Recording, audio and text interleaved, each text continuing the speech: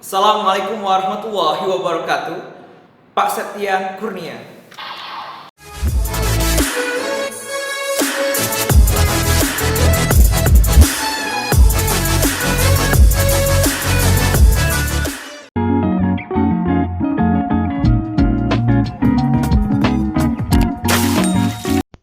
Baik, Assalamualaikum warahmatullahi wabarakatuh. Berjumpa lagi bersama saya Pak Septian dalam pembelajaran geografi kelas 11. Oke, hari ini kita akan belajar mengenai klasifikasi sumber daya alam dan sumber daya kelautan.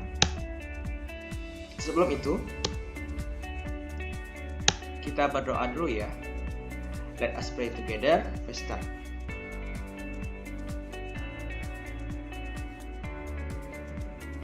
Pray finish. Okay, you don't have to be great to start, but you have to start to be great. This is quote on this day. And next,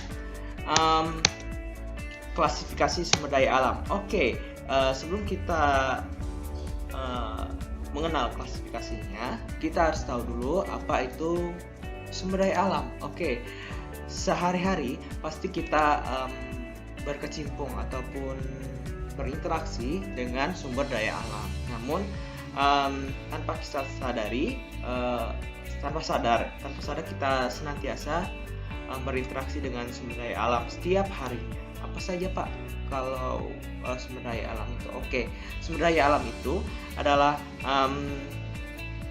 semua potensi alam. Jadi yang semua ada di potensi yang ada di alam ini, baik benda mati ataupun hidup, yang bermanfaat ya bagi manusia untuk memenuhi kehidupan kita, itu disebut dengan sumber daya alam. Jadi yang baik benda mati, benda hidup itu untuk yang bermanfaat untuk memenuhi kebutuhan kita sebagai manusia, itu disebut dengan sumber daya alam. Nah, jadi sumber daya alam ini bisa diklasifikasikan ataupun berdasarkan sifat, jenis, dan potensinya. Oke, jadi paham ya untuk pengertian sumber daya alam. Selanjutnya kita mulai menelisik tentang klasifikasinya. Yang pertama berdasarkan sifat ya. Yang pertama itu ada yang dapat diperbarui ya, contohnya kayu, kemudian ini kayu ya yang ditebang kemudian bisa ditanam kembali, kemudian sayur-sayuran, kemudian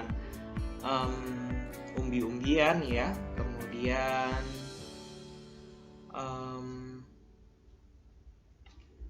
banyak lagi ya yang notabene-nya bisa diperbarui.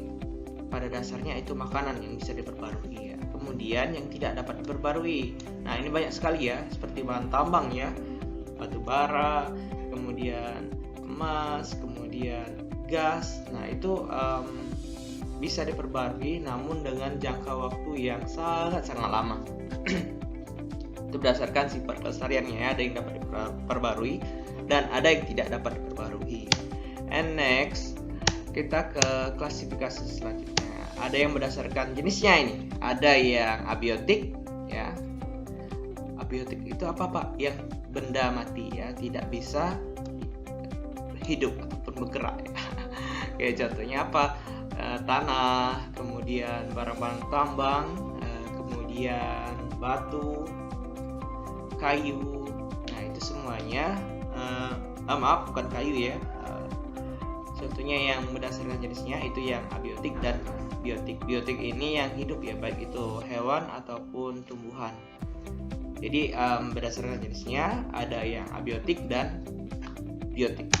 And next berdasarkan potensinya. Oke, ruang di sini dimaksudkan sebagai aktivitas. Nah, jadi kita tuh beraktivitas di dalam ruang. Nah, ya. Oh, saya tinggal di Pakjo, tinggal di Bukit, tinggal di Pelaju. Oke, berarti saya tinggal di dalam ruang nih ya. Oke, nah disitulah kita tempat beraktivitas, kemudian sekolah dan memenuhi nafkah dan lain sebagainya. Oke, yang kedua adalah energi. Energi di sini SDA yang dapat dimanfaatkan energinya seperti air ya, kemudian laut, kemudian gas, minyak dan lain-lain. Nah, itu yang bisa dimanfaatkan energinya sebagai pemenuhan kebutuhan manusia. Yang terakhir itu adalah materi ya. Nah, materi di sini yang dapat dimanfaatkan bentuk fisiknya, baik itu emas, kayu, besi, dan batu. Nah, itu bisa dimanfaatkan bentuk fisiknya untuk memenuhi kebutuhan primer, sekunder, ataupun tersier dari manusia itu sendiri. Oke, ngerti ya? Oke, selanjutnya kita masuk ke potensi persebaran sumber daya alam dan daya alam kelautan. Nah, jadi karena kita Indonesia sebagai negara maritim, kita harus lebih mengetahui dulu potensi kelautan kita. Nah, yang seperti saya pernah katakan bahwasanya Indonesia itu memiliki potensi yang sangat-sangat luas akan potensi kelautan yang sangat banyak dan sangat luas. Kita tuh kaya akan potensi kelautan ya, karena karena 2/3 dari luas Indonesia adalah lautan. And next, yang pertama itu adalah hutan mangrove. Nah, bagi yang tinggal di daerah pesisir pantai pasti pernah melihat pepohonan ataupun tumbuhan seperti ini. Namun banyak dari kita yang belum mengetahui apa itu pohon itu yang ada di pesisir ya. Oke, saya beritahu itu adalah hutan mangrove ataupun pohon mangrove ataupun tumbuhan mangrove ya. Oke, jadi hutan mangrove ini adalah hutan yang khas hidup di sepanjang pantai ya, yang hidup juga di daerah tropis ya, tepatnya di Indonesia. Nah, juga dia ini dipengaruhi oleh pasang surut air laut. Oke, hutan mangrove juga berpotensi untuk mencegah erosi dan abrasi, penyedia makanan untuk plankton dan sebagai habitat alami bagi biota-biota laut. Jadi banyak sekali ya manfaat dari hutan mangrove ini. Oke, kita tonton dulu video mengenai hutan mangrove ini secara seksama ya. Oke, check this out. Bakau adalah tanaman yang unik. Ia bisa mengkonversi air laut yang pekat garam untuk proses fotosintesanya. Bakau mengelola zat asam arang dan mengubahnya menjadi oksigen. Akarnya yang menancap kuat mampu menahan gelombang dan menjadi habitat hidup yang tenang bagi biota laut lainnya.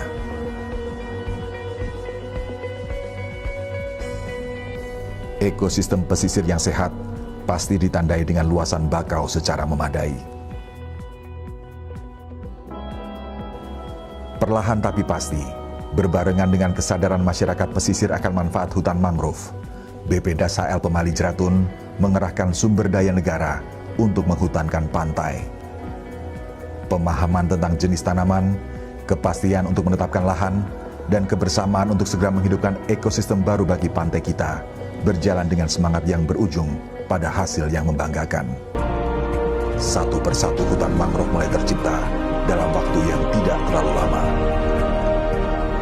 Jalinan akar dan tajuk yang bertumbuh mulai membentuk satu pulau-pulau hijau yang menyegarkan mata. Di sekitarnya, laut jernih berkilometer permata. Meredam lumpur daratan agar tidak mencemari samudra. Menciptakan ekosistem bagi flora dan fauna untuk berkembang biak dan saling melindungi untuk kepentingan manusia. BP Das HL Pemali Jeratun tidak akan berhenti untuk menciptakan hutan mangrove bersama-sama dan dengan siapa saja. Dan kini, kita bisa menikmati bumi pada setiap celah indahnya.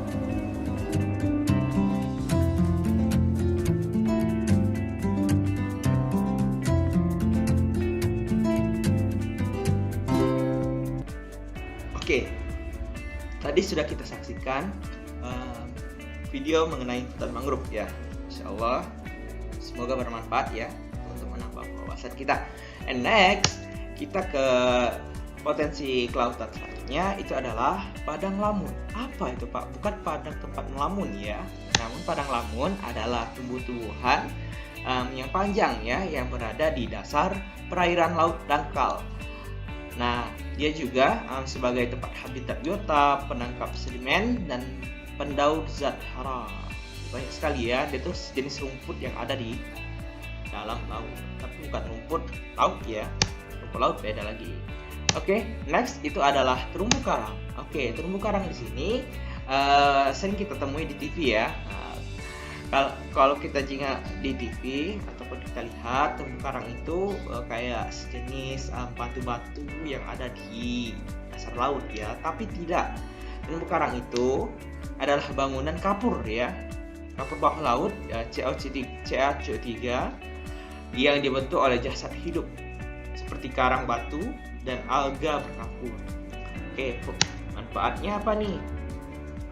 Oke, dia itu penting sebagai kehidupan manusia sebagai pelindung fisik terhadap kerusakan pantai, sumber daya hayati juga, dan objek wisata. Dan juga terumbu karang ini juga termasuk tempat berlindungnya biota-biota laut. Oke, sampai sini mengerti ya. Oke, sampai jumpa di pertemuan selanjutnya. Kita tutup dengan doa kafaratul majelis. Subhanallah. Oke, see you next time. Assalamualaikum warahmatullahi wabarakatuh.